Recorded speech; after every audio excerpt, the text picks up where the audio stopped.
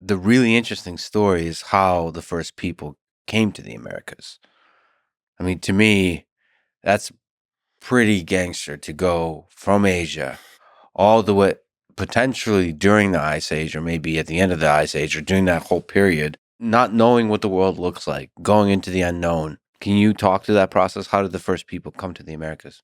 Well, first off, I agree with you. That was pretty gangster. I mean, that's a hard place to live. I listened to some of your podcasts as that guy, Jordan Jonas, he cut the mustard, but I wouldn't have made it crossing there. Yeah. Well, there you go. Like the fact that those guys exist, that somebody like Jordan Jonas exists, people that survive and thrive in these harsh conditions, that's an indication that it's possible. But yeah, so when do you think and how did the first people come?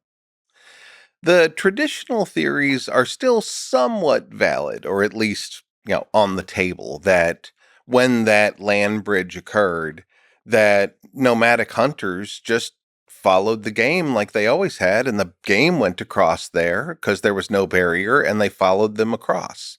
The thing that has changed is how early that happened. DNA has been a total game changer for archaeology. We get all these evolutionary tracks that we could never see before. When I was a young archaeologist, I would have never dreamed we'd have the information we have now. And that information, a lot of it's coming out of Texas A&M. We see the traditional, like 12,500 years ago, that there was a migration. But now we're seeing one that's almost certainly happening closer to 30,000 years ago. And now the thing that seems like madness but might be true is that it could have been as early as 60. A lot of the DNA things are suggesting that the very first migration could have come across as early as 60. And when I was a younger archaeologist, it was heresy to go beyond this 12,500. You were a wacko if you said that. But now it's really very clear that they came over at least by 30,000. And the bridge opened and closed and opened and closed. That's during the Ice Age. Right.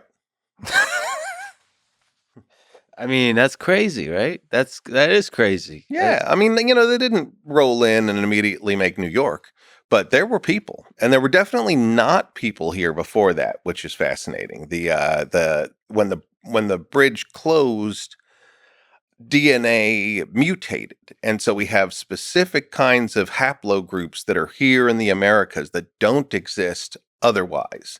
And that same haplogroup game has been showing us more and more that people came across Siberia. It's not Africa. It's not Western Europe. Those are still, they've become kind of fringe theories, but they're not totally eradicated. DNA is a developing science as well, and I think we all need to keep that in mind, that it's not like they just cracked the code and now we know all the answers. And sometimes, like in any science, a breakthrough puts us two steps backwards, not forwards. So I think, we don't need to have too much faith in the models that are now being created through DNA, but they are pointing in the direction of everybody came across from Siberia, that all Native American people are of Asiatic descent. Do you think it was a gradual process? If it's like 30 to 60,000 years ago, was it just gradual movement of these nomadic tribes as they follow the animals?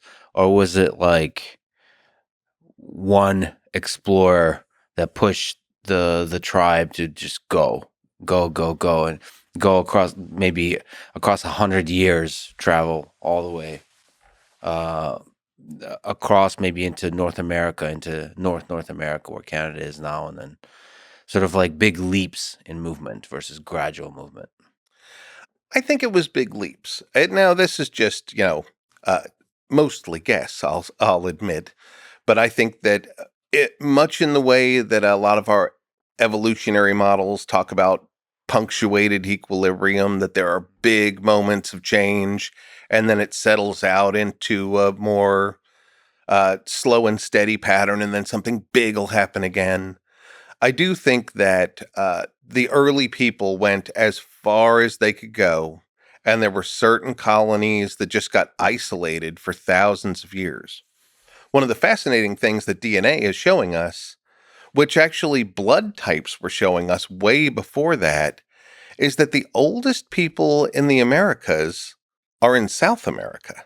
The ones that are that got separated early and didn't mix their DNA, like the people in the Amazon. Most of those guys have O blood type, and they're haplogroup D, which is the oldest one that entered the U.S. And what are they doing down there? If I do believe they came across the Bering Strait, I don't think it's very. We have no real evidence to say they came in mass across Oceania. So they made it probably by boat along the coast all the way to South America. So there's some kind of cultural engine that drove them to explore. So if you had to bet all your money, it happened like tens of thousands of years ago, but at a very rapid pace. There's these explorers that went all the way to South America and there established their kind of more stable existence. And from there, South America, Mesoamerica, North America was kind of gradually expanded into that area. I think the next waves came down and did North America and Central America. And the very first wave made it all the way down to South America and got isolated there. And then mixed in with the next groups that came. That's fascinating. Kind of like there's an interesting correlate in Europe where today everybody feels like Celtic people are from Ireland.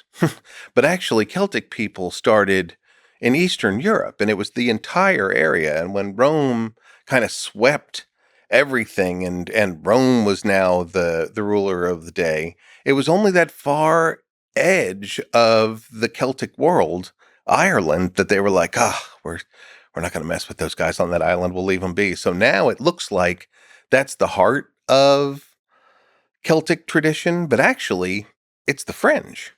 So if it is 60,000 years ago, these are really early humans. Yeah. And there were consistent things that have been coming out for decades about very old carbon-14 dates in the Amazon and in the Andes area that everybody just dismissed as, no, you didn't get a date of 40,000 years. But I think we're going to come back around to start readdressing some of these based on new evidence at hand.